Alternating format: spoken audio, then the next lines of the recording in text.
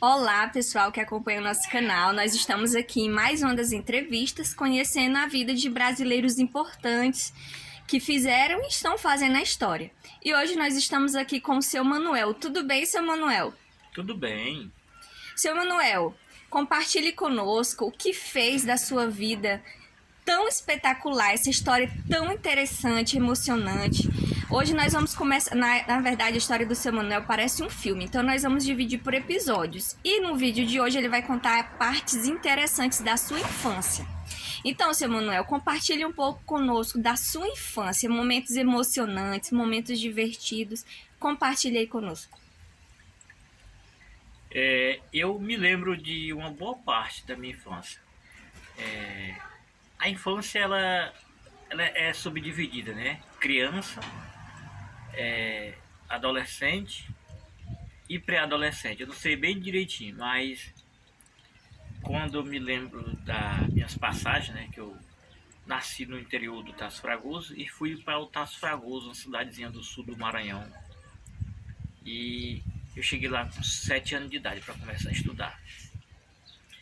E o que eu me lembro de quando eu era criança são várias trajetórias assim da minha convivência, que era com a minha mãe e a minha avó. E, e nessa trajetória tem algumas coisas que acontecem com a gente que a gente fica lembrando para sempre. Por exemplo, eu gostaria de contar para você uma passagem que a gente se emociona muito. Às vezes tem gente que fala que não é bom a gente contar essas passagens de trajetória da gente que a gente sofre, né? Mas é por isso que um líder, ele termina incentivando as pessoas. Ouvindo aí um presidente, falando, nosso aqui, presidente nacional, falando, dando testemunho que comia calango assado, e me incentivou a dar também meus testemunhos. Eu não cheguei a comer calango assado, mas tem umas trajetórias assim muito pesadas, né? Graças a Deus eu não cheguei a passar fome, mas a nossa dieta na época, teve uma época que era a base de farinha de mandioca e carne de porco. E nessa trajetória, a gente normal, quando repete uma refeição 2, 3 vezes, você começa a não mais satisfazer o seu paladar com aquele mesmo alimento. E eu me lembro que uma das passagens bem dramática na minha vida e feliz foi que um dia eu tinha aproximadamente de 8 a 9 anos de idade e minha mãe, como prática, né, de toda dona de casa, lavar roupa no rio de água corrente, que é o rio Parnaíba, ela me chamou. Eu sou dos irmãozinhos mais velhos, né, dos meninos nessa época, os outros eram tudo menorzinho. Ela disse assim: meu filho, vamos ali lavar a roupa.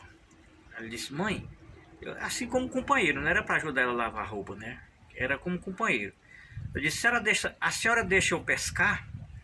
E ela disse: deixa. Com o quê? Eu digo: eu tenho um anzolzinho bem aqui, que eu pegava a traíra, e se a senhora deixar eu fazer um angu ligeirinho. Aí peguei um cheio de farinha, fiz um angu e levei aquela maçã na mão, lá da casa até no rio, a aproximadamente uns 600 metros. E nessa viagem que a gente foi pescar, né? Ela foi lavar roupa e eu pescando ali na tábua. Eu com um anzolzinho com uma linha mais ou menos de uns 2 metros de fundura, de tamanho, a linha de anzol, com a varinha curta. Eu joguei o anzol e quando ela estava ensaboando a roupa, eu pensei: mãe, chega, mãe, minha corda aqui. Eu era tão pequeno que não dava conta de puxar. Pegou um piau bem grande, um piau cabeça gorda, tradicional da região, bem bonito mesmo, assim, famoso, que eu não pude arrancar todo para fora. Minha mãe me ajudou e botei lá. Oh, mas eu fiquei alegre. Isso foi uma coisa muito boa para mim na época, principalmente porque nós estávamos abusados de comer carne de porco com farinha seca. E nossa dieta foi trocada naquela hora, nosso cardápio, né? E deu para minha mãe fazer comida para nós todos lá em casa, que era minha mãe, eu, minha mãe, minha avó e mais três irmãos que eu tinha pequeno. E fez um almoço, duas refeições boas pra gente. Então foi muito bom, a gente ficou feliz com pirão de peixe, é muito bom, né? Com pirão de cabeça gorda. E foi muito bom. E minha mãe passou a dizer naquele momento que eu tinha muita sorte para pescar. E aquilo me influencia mais. Até praticamente virei um pescador. Até meus... dessa época para frente eu comecei a incentivar mais, comecei a investir na pesca. Mas investida bem fraquinha, porque eu não tinha anzol, não tinha dinheiro para comprar. Então eu me lembro que eu cheguei num comércio lá e falei para a senhora que vendia, chamava Dona Hilda, e esposa do Zé Felipe. E perguntei se ela tinha coragem de me vender um anzol. E aí eu me lembro que o homem disse... Ela disse, vendo, meu filho. Aí o homem disse, mas como é que tu vai pescar sem a linha? Só com anzol. Aí eu digo, o senhor me vende a linha também? Ele se vende. Porque eu tava pensando em botar num pedacinho de liga que eu tinha de 2 metros lá em casa, que eu tinha pegado o piau. E ela disse, vendo. Aí o marido dela tava lá. Disse, você não vai pescar com anzol sem linha, né? Então... Ele disse, eu lhe vendo. Aí eu queria comprar 2 metros. Ele disse, não, vamos botar aqui 10 metros, porque para poder pegar. Ele disse, não, mas assim é grande. Eu peguei só com 2 metros o peixe lá, sabe? E aí ele botou, eu disse, não, eu quero 6 metros, que eu boto em 2 anzol. Tá bom. Aí ele me vendeu. E eu me lembro que eu fui pescar, minha mãe não queria deixar, que eu era muito novinho. Aí eu chamei o outro irmão meu que era encostado a eu, né? Tinha 3 anos mais novo, eu tinha 9 anos e ele tinha uns 7 mais ou menos. E nós fomos pescar no porto lá. E não é que eu peguei um monte de mandizinho e botei na vereda. Aí vinha a primeira pescada que eu fiz, eu vim, perguntei à mulher se ela queria comprar um mandi. Ela disse, pra que é, Manel? Eu disse, é pra me pagar os anzol e a coisa. Eu disse, não, seu Manel, tudo bem, eu vou lhe comprar, mas aquele anzol e aquela linha eu fiz foi lhe dar, sabe? Aí eu digo, foi mesmo, mas eu lhe comprei. Ele disse, não, depois eu vou lhe comprar os peixes para lhe incentivar. E me comprou aqueles peixes, eu saí todo emocionado, muito feliz para casa. Porque a gente tava comendo sem arroz um monte de dia. E o arroz é principalmente para mim, que eu acho muito gostoso o arroz, né? É uma dieta muito gostosa, uma mistura muito boa. E eu saí com aquele dinheirinho. E eu me lembro que lá em cima do meio-fio da rua, eu mandei o outro irmão meu, o Getúlio, voltar e comprar a metade daquele dinheiro de arroz. Que dava para comprar mais ou menos 2 kg de arroz, aquele dinheiro dos peixes. E ele comprou aquele quilo de arroz, era 1 litro de arroz limpo, né? Que lá tinha no comércio deles. E nós chegamos em casa com mais peixe, que eu tinha pegado mais, né?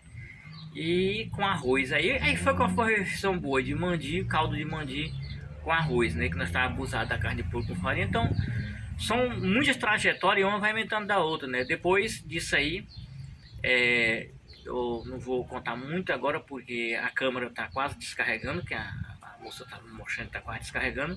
Mas nós voltamos na outra parte, que a minha história é um filme, né?